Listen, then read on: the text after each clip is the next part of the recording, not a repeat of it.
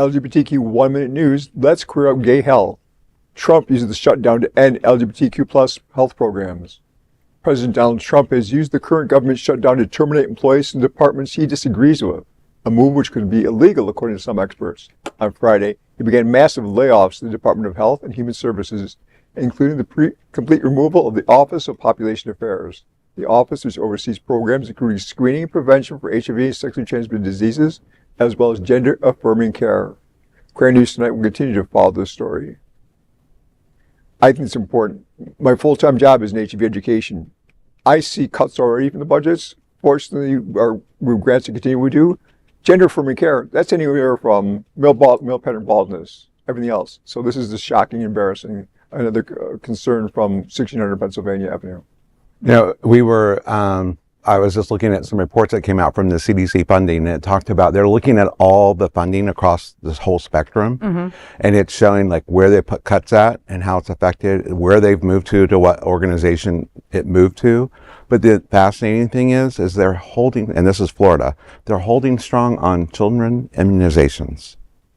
They're not moving even with money. RFK, really? Right? They're not moving money for that. I was like, what are they going to do with that money?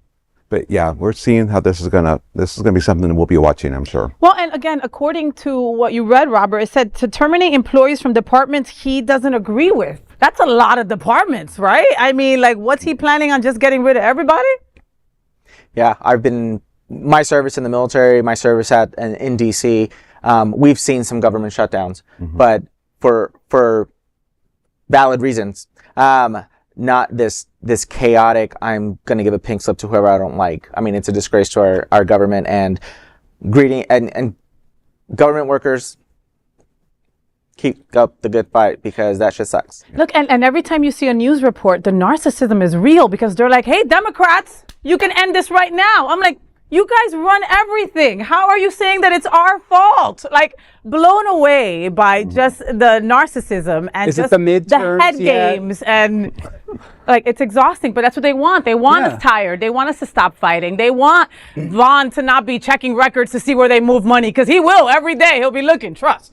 And that is a 1-minute news. That is a 1-minute LGBTQ story for today. There is no other queer nonprofit media platform like this in the entire world. Support our LGBTQ stories by subscribing and sharing Queer News Tonight.